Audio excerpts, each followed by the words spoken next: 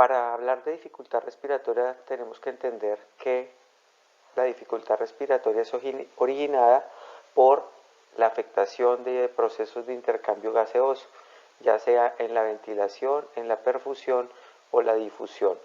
Una o más de estas situaciones generan la afectación del intercambio gaseoso y es lo que nos genera la dificultad para respirar. Los signos y síntomas de dificultad respiratoria los podemos clasificar en tres grupos grandes. La disnea, que básicamente es la percepción, lo que siente el paciente, la sensación de necesidad de aire, la sensación de no poder respirar, de que no entra ese aire dentro de su vía aérea. El otro aspecto, otro grupo, es la alteración de la frecuencia respiratoria, en la cual encontramos la taquipnea, la bradipnea y la apnea, y la alteración en el patrón respiratorio, en la cual estamos utilizando músculos y generando movimientos adicionales accesorios a lo que normalmente observamos en una respiración normal y fisiológica. La dificultad respiratoria no solamente se origina por problemas en el tracto respiratorio, sino también encontramos diferentes entidades o sistemas que pueden afectar la fisiología normal respiratoria. Dentro del campo netamente respiratorio podemos dividir en las vías respiratorias, en el parénquima pulmonar, en la caja torácica y alteraciones diafragmáticas propias, como lo puede ser una malformación. La de tipo cardíaco o de origen cardíaco, como en el caso de la insuficiencia cardíaca. En el ámbito metabólico podemos encontrar alteraciones del estado ácido básico, llevándonos a modificación en el patrón respiratorio, las causas neuromusculares, como las distrofias musculares, como alteraciones a nivel central que generan limitación en la regulación respiratoria, como en un trauma, por ejemplo, causas hematológicas, como por ejemplo los trombos, y causas psicógenas en los casos de neurosis de ansiedad o crisis de pánico. Importante entender que el paciente que llega al servicio de urgencias con dificultad respiratoria es un paciente que debemos abordar, manejar y tratar rápidamente. ¿Cómo hacemos esto? Uno y principal es reconocer rápidamente e inmediatamente llega el niño la dificultad para respirar. Y para eso propongo, bajo la argumentación y revisión de muchos grupos de trabajo en pediatría, el triángulo de evaluación pediátrica. Es un sistema que nos permite una dinámica rápida y no necesita uno hacer extensas historias clínicas completas para poder tomar decisiones y unos diagnósticos muy aproximados. Se basa en la observación, en una historia clínica muy puntual, en el examen físico también encaminado a confirmar algunas cosas que se van determinando dentro de la observación y la historia clínica. Al identificar esta causa y la posible etiología, pues vamos a favorecer la rápida respuesta y el tratamiento oportuno. Cuando nosotros iniciamos el manejo de la dificultad respiratoria oportunamente, vamos básicamente a evitar las complicaciones, la progresión a insuficiencia respiratoria y las alteraciones o complicaciones mayores, como lo puede ser el paro cardiopulmonar y la muerte. El tratamiento inicial básico para la hipoxemia en cualquier lugar del mundo será el oxígeno. Entonces debemos proporcionar oxígeno suplementario como medida inicial para tratar de sobreponerse a esta hipoxemia, que entre más tiempo esté en hipoxemia, más afectaciones y más se van a desencadenar reacciones en otros sistemas. Importante resalto que en la medida que ha avanzado los estudios del manejo respiratorio en urgencias, la propuesta es a utilizar mucho más las estrategias no invasivas mediante la cánula nasal de alto flujo, la ventilación no invasiva, buscando prevenir o terminar en una intubación, en una ventilación mecánica. Esta es la explicación del triángulo de la evaluación pediátrica, tres aspectos o tres características relevantes. Uno es el aspecto, es cómo vemos al paciente, el tono, la reactividad, el que sea consolable, la mirada, el llanto en unos casos, el lenguaje en los que ya hablan. Esto básicamente nos valora el sistema nervioso central y en esencia la oxigenación y la perfusión cerebral. El otro punto es la circulación, en la cual nos enfocamos en la coloración de la piel, la palidez, las livideces, cutis marmorata, cianosis, que nos van a determinar básicamente la función cardíaca y la perfusión que tienen los órganos y los tejidos.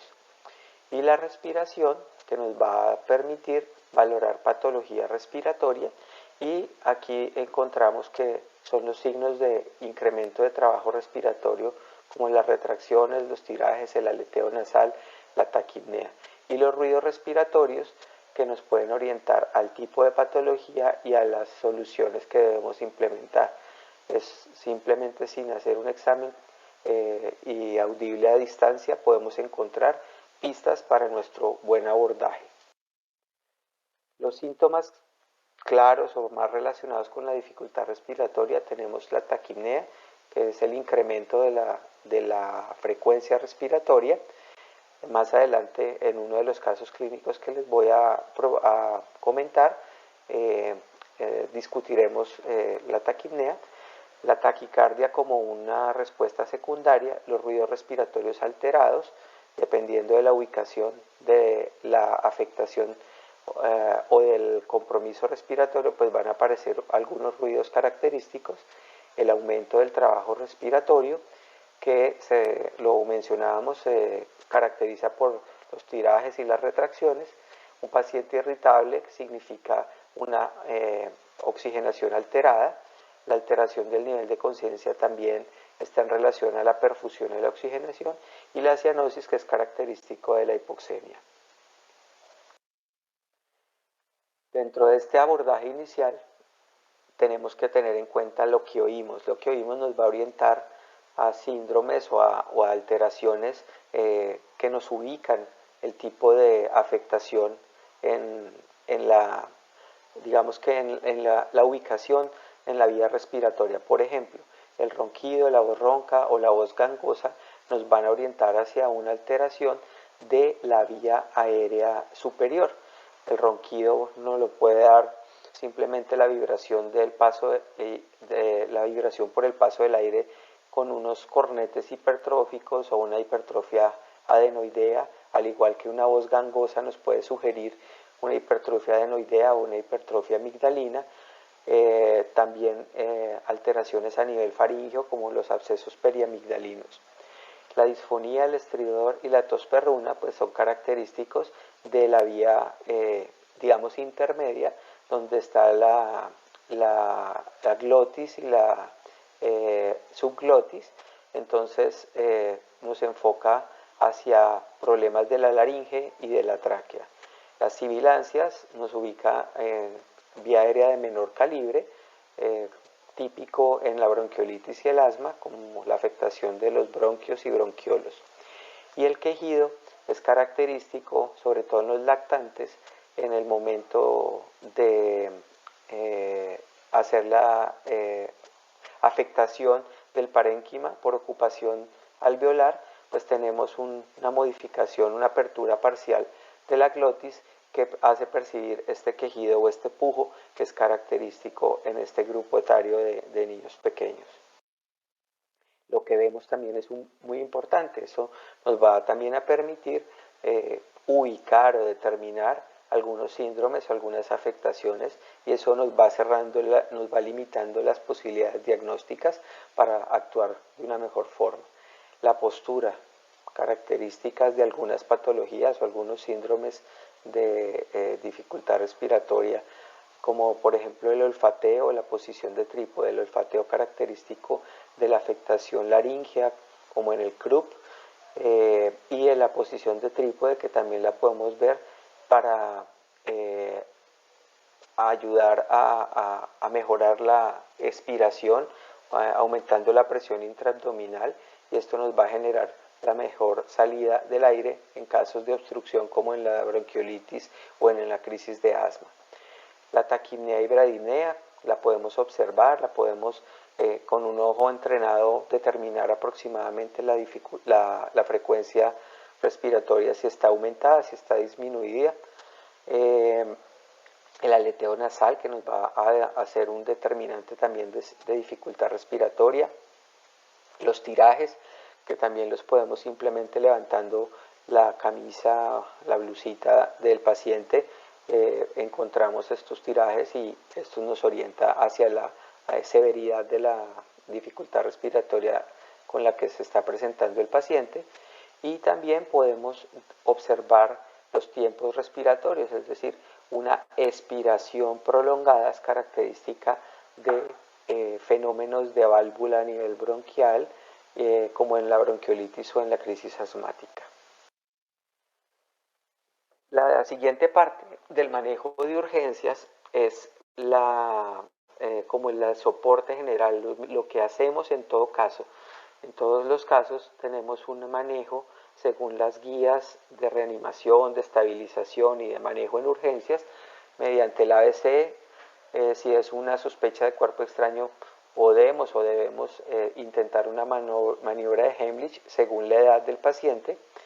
El mantener una posición cómoda que se adapte a la tranquilidad del paciente, pero que ayuda a permeabilizar la vía aérea.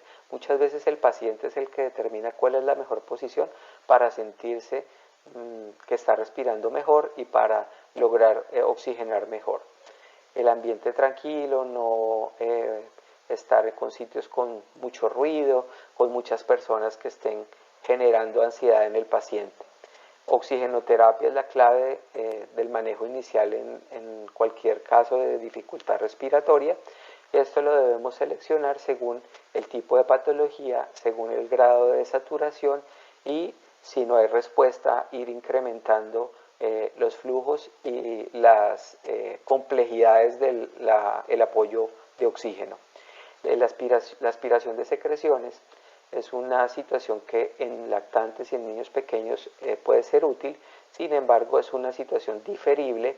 Si no está generando claramente la obstrucción, es mejor dejarlo para después hasta que el paciente no esté un poco más tranquilo y estabilizado.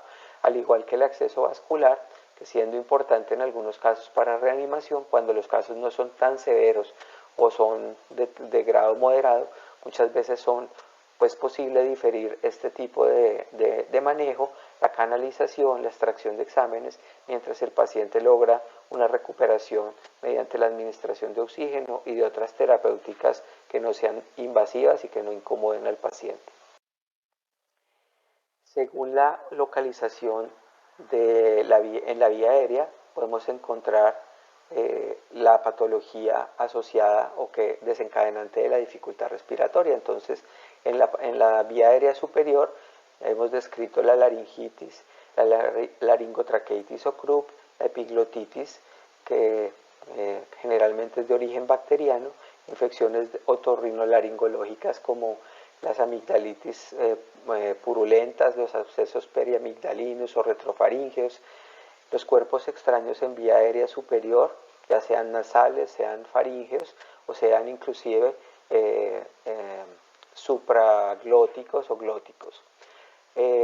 Las quemaduras, ya sea por inhalación o por ingestión de cáusticos en la vía aérea superior, y el trauma también, traumas faciales, traumas a nivel cervical que pueden afectar estas vías aéreas altas. En vías aéreas inferiores encontramos la bronquiolitis, la crisis asmática, bronquitis, neumonía, cuerpo extraño, quemaduras también por inhalación, sobre todo de gases o vapores, el ahogamiento o casi ahogamiento, trauma pulmonar con contusiones pulmonares y el edema pulmonar de origen directamente pulmonar por lesiones o por secundario a problemas cardiovasculares. Les planteo ahorita hacer una revisión de unos casos clínicos en los cuales vamos a observar lo parecido de algunas situaciones con que llegan los pacientes, pero detalles pequeños que si uno los sabe preguntar, los sabe observar, los sabe oír y sospecha las enfermedades y conoce las enfermedades, seguramente va a tener unos abordajes más acertados en estos pacientes. El primer caso es un niño de 2 años de sexo masculino. La mamá refiere que tiene una tos fea, que tiene fiebre, que tiene mocos y que se asfixia. La anamnesis dirigida, encontramos un cuadro de 3 días de evolución, de congestión nasal, estornudos, rinorrea, fiebre baja, pero que 3 horas atrás de la consulta arranca a presentar una tos que es disfónica, se asocia a estridor y a dificultad para respirar. Con esto, entonces, hacemos un interrogatorio básico de antecedentes relevantes con la situación de enfermedad respiratoria en un paciente previamente sano, lactó durante 10 meses, no hay historia personal ni familiar de alergias, escolarizado un mes antes, es importante ese antecedente por la posibilidad de contacto o de contagio con otros pacientes, otros niños con enfermedades. Las vacunas están completas según el esquema para el país y la edad y no hay antecedentes de exposición o mascotas en su domicilio. Como medicamentos ha recibido solamente acetaminofén, desloratadina y vitamina C desde hace 2 días. Abordaje inicial en la evaluación inicial, según la propuesta del triángulo de evaluación pediátrica, encontramos que el paciente tiene retracciones, tiene taquipnea, una frecuencia respiratoria de 42 por minuto, estridor inspiratorio, tos disfónica y posición de olfateo. Con estos hallazgos positivos, pues vamos a determinar que el paciente tiene una apariencia adecuada, tiene un sistema circulatorio adecuado, pero tiene una afectación de índole respiratoria. Con esto vamos a hacer el interrogatorio dirigido con el fin de esclarecer un poco más nuestras sospechas diagnósticas. Entonces preguntamos si ha habido atoramientos recientes, si la tos que se inició hace 3 horas se relacionaba con la ingesta de alimentos en el momento, si tenía algún elemento en la boca cuando comenzó a tener la tos y la dificultad respiratoria, si tuvo alguna posibilidad de ingerir algún líquido o tóxico accidentalmente. Evaluamos otras situaciones que puedan ser diagnóstico diferencial como abscesos periamigdalinos, como otro tipo de inflamaciones, infecciones, el mismo trauma. Evaluamos o preguntamos, interrogamos sobre el estado general, si ha habido fiebre, ya lo habíamos visto dentro de la historia clínica. Es importante, si no lo hemos logrado esclarecer con los datos iniciales de la historia, si el estridor es congénito o es adquirido, porque esto también nos va a determinar pues, si puede ser una patología asociada desde el nacimiento o si en realidad es un evento de infección que pueda estar llevando a este estridor. Con esas características y ese interrogatorio dirigido, encontramos que al ser un estridor agudo en el tiempo inspiratorio, lo ubicamos básicamente en la laringe, una laringitis, una laringotraqueitis, y nuestro más probable diagnóstico es un CRUP. Con el diagnóstico de CRUP, la propuesta siguiente es hacer una clasificación de la severidad de este CRUP. Propongo y aprovecho para generarles la inquietud frente a la necesidad de utilizar las escalas, las tablas de score que están validadas, que están aprobadas para cada tipo de enfermedad de tipo respiratorio. En este caso, el score o escala de Wesley que nos determina la gravedad del CRUP y de esta forma podemos clasificarlo. Entonces, tenemos una clasificación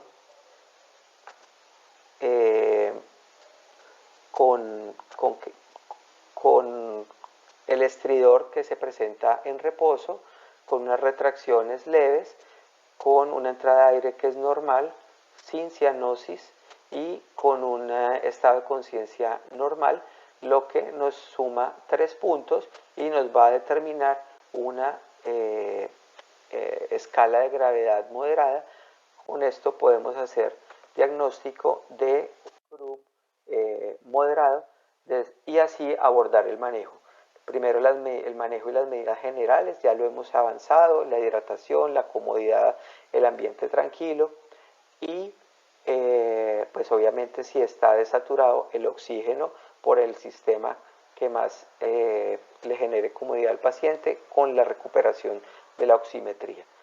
El manejo específico no me voy a detener porque la idea y el objetivo de esta sesión en mi caso no es hacer manejo específico de cada patología, sino de hacer un abordaje general de la dificultad respiratoria en urgencias.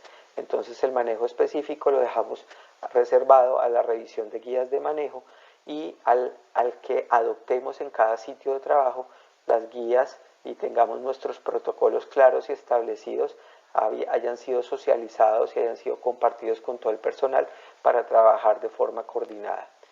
Según la complejidad del paciente, el otro paso es definir el destino. Si estamos en un nivel básico y el paciente amerita un traslado, iniciar el proceso de referencia. Si el paciente tiene una una severidad leve, probablemente se va a ir para la casa, entonces observar por unas horas y darle de alta. El caso de nuestro paciente, que es una dificultad respiratoria o una clasificación moderada del CRUP, pues vamos a dejar el manejo inicial con su corticoide oral, con el oxígeno, con de pronto unas nebulizaciones si así lo considera el protocolo de la guía de la institución y reevaluarlo en unas 4 a 6 horas después para ver respuesta y tomar decisiones si va a casa o si definitivamente permanece hospitalizado. Ya en casos severos, pues hay que considerar el traslado a unidad de cuidado intensivo. Seguimos con el segundo caso clínico. Si observamos, tenemos un paciente con los mismos 2 años, sexo masculino. El motivo de consulta similar al anterior, tos, fiebre, mocos y dificultad para respirar. El mismo motivo de consulta reportado por la mamá, pero ahí viene ya el trabajo de nosotros como clínicos. Encontramos un cuadro clínico de 4 días de evolución, de congestión, estornudos, fiebre baja, de 12 horas tos seca, ocasional, dificultad para respirar, aumento de la fiebre y no baja fácilmente con el acetaminofén. Se presenta hundimiento entre las costillas, respiración rápida y reducción de la alimentación o hiporexia. Antecedentes: un niño también previamente sano, lactó al seno durante 6 meses, no hay una historia ni personal ni familiar de alergias, fue escolarizado hace 3 meses, recibió hasta el momento todo el esquema de vacunación y no hay exposicionales ni mascotas en casa. Medicamentos: le han dado un antigripal y acetaminofén. Procedemos a hacer nuestra evaluación inicial con el método del triángulo de evaluación pediátrica. Encontramos en el examen físico rápido, que es el que se propone, retracciones, taquipnea, una frecuencia de 45 por minuto y palidez. Esto nos lleva a hacer un análisis de una apariencia adecuada con un sistema respiratorio afectado y un sistema circulatorio afectado. El interrogatorio dirigido en este caso va hacia si ha estado relacionado a atoramiento o si ha estado relacionado con vómito, el inicio de la dificultad respiratoria para descartar broncoaspiraciones, el estado general, la fiebre, que ya lo veíamos, es un paciente que viene con una fiebre que no es fácil de controlar, sugiere pues cuadros infecciosos. Cuando son fiebres altas o de difícil manejo, pues hay que pensar más en la etiología bacteriana. Acepta y tolera la vía oral. Es una importante pregunta porque esto nos va a determinar si la severidad del caso no es importante, poder dar manejo ambulatorio con antibiótico oral si es el caso. Los antecedentes vacunales son importantes, hablaban que estaba completo, sin embargo es importante enfatizar en si se ha aplicado el esquema completo de neumococo, más porque el niño está asistiendo al jardín, porque si no está asistiendo al jardín pero tiene hermanos menores de 5 años y se ha estado expuesto a fumadores, pues hay que considerar el neumococo como un agente etiológico probable cuando se está sospechando infección bacteriana. Los signos y síntomas claves en este caso son la tos, la fiebre alta de 39.5, la dificultad respiratoria, en la cual pues vamos a encontrar taquipnea como el síntoma más sensible o el signo más sensible, los tirajes subcostales que nos van a determinar una gravedad mayor de la patología y los crépitos inspiratorios que nos están ubicando una posible enfermedad del parénquima pulmonar. Sumando todos estos casos, pues vamos a encontrar esta tabla en la cual relacionamos la respiración normal o los rangos normales o los límites normales de la normalidad para la frecuencia respiratoria. Encontramos en nuestro paciente que tiene 2 años, tiene más de 40 respiraciones por minuto, luego consideramos que está taquipnéico. En esta tabla se relacionan los signos con su sensibilidad y especificidad y encontramos que nuestro paciente tiene taquipnea, tiene retracciones, tiene crépitos. Esto nos da una alta especificidad en el diagnóstico, no es tan sensible, pero sí es muy específico y podemos sospechar, hacer un diagnóstico de neumonía. La taquipnea como síntoma solo o signo al examen físico tiene una sensibilidad mucho más alta, es el de mayor sensibilidad, o sea que si solo tenemos taquipnea y hay una sospecha clínica, podemos pensar en neumonía. Si no encontramos crépitos o retracciones, pero solamente la taquipnea, podemos de todos modos pensar en una neumonía como posibilidad. ¿Qué hacemos en este paciente? Vamos a hacer las medidas generales, importante asegurar la oxigenación adecuada, asegurar un acceso vascular porque veíamos que estaba afectada la circulación por la palidez, el estado general pues se ha deteriorado la perfusión y esto hace que necesitemos tener un acceso vascular. Aprovechamos y tomamos exámenes y esto nos va a ir adelantando el proceso de diagnóstico etiológico. Si estamos en un nivel básico donde no tenemos acceso a una radiografía de tórax, donde no podemos hacer laboratorios, pues la recomendación según guías OMS, IEPI y guías de manejo primario, podríamos considerar el inicio de un antibiótico y esto lo propongo que se hagan según las guías de antibióticos por la circulación local o por la flora o el conocimiento de los gérmenes más frecuentemente y la sensibilidad que tienen estos en nuestro país o en nuestro departamento. Definir el destino del paciente, entonces la hospitalización o UCI pediátrica, en este caso son las dos posibilidades para el paciente, y en Colombia, en nuestro medio, tenemos las guías de práctica clínica del Ministerio de Salud, las últimas actualizadas en 2014 como propuesta para revisión. El caso 3 vamos a trabajarlo un poco más rápido. Es un caso de igual, niño de 2 años, sexo masculino, con los mismos síntomas que nos han reportado las mamás al ingreso, tos, fiebre, mocos, dificultad para respirar. Detallito en este caso, le suena el pecho. Niño con 3 días de evolución de fiebre, de malestar, de estornudos, de congestión nasal, 8 horas atrás de la consulta, una tos que va siendo progresiva, dificultad para respirar, hundimiento entre las costillas y debajo de ellas y silbidos, sibilancias.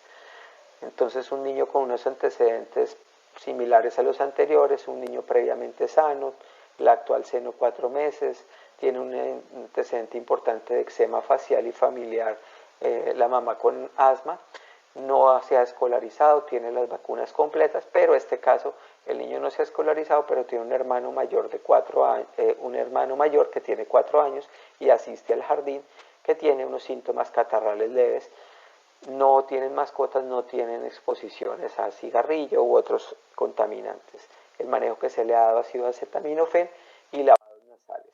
abordamos nuestro paciente, tenemos retracciones, taquipnea con frecuencia respiratoria de 50 por minuto, está decaído, hipoactivo. Con esto determinamos una apariencia afectada y un sistema respiratorio afectado.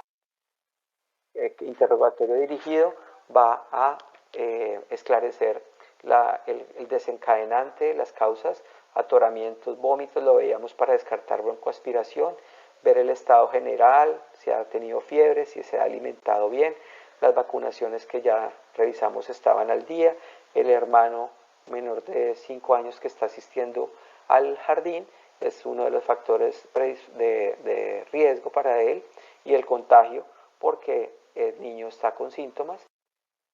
Aquí tenemos entonces que con este cuadro clínico sospechamos una bronquiolitis, en este caso la clasificamos con una bronquiolitis moderada utilizando lo que les digo, las tablas que ya están disponibles, los scores, las escalas de severidad que nos van a permitir hablar el mismo idioma. Uno entrega a un paciente de un cambio de turno y habla paciente que tiene un score, una escala de Wood-Downs modificada, que es el caso de esta, la Wood-Downs-Ferret, está validada para nuestro país Colombia y la encontramos 2 puntos porque tiene sibilancias en toda la expiración, 1 punto porque tiene tiraje subintercostal, o sea, intercostales y subcostales, frecuencia respiratoria entre 31 y 45, frecuencia cardíaca mayor a 120, está bien ventilado, no tiene cianosis, nos da un puntaje de 5 puntos, 2, 3, 4, 5 puntos, y nos clasifica en una bronquiolitis moderada. De esa forma, pues vamos a tener cómo actuar de una mejor forma. Las medidas generales, hidratación, oxígeno, tolerar vía oral, podemos considerar si el paciente se estabiliza, pensar en la salida posterior o simplemente poder administrar medicamentos orales. El tratamiento según las guías de manejo. En bronquiolitis sabemos que hay controversias importantes en el manejo. En nuestro país, el grupo de el doctor Carlos Rodríguez y el doctor Ranier Acuña, muy inquietos investigadores de la Asociación Colombiana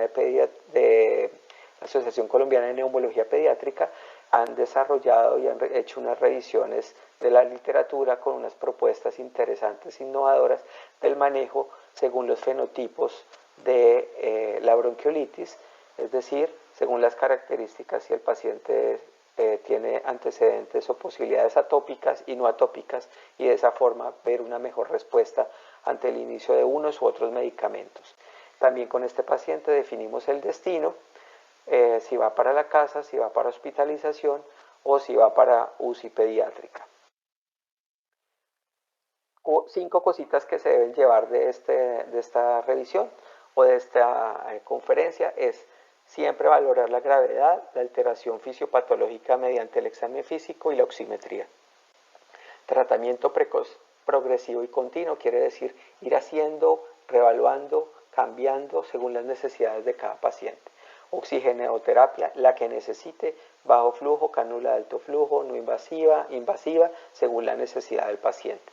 Aplicar tablas y escalas existentes validadas para cada patología. Protocolos de atención institucional, según la complejidad, unos u otros son aplicables. Y, importantísimo, socialización y aplicación de estos protocolos o guías. Y tener claridad en la red de transferencia, los traslados adecuados para que no se afecte durante el traslado la estabilidad del paciente. Muchas gracias.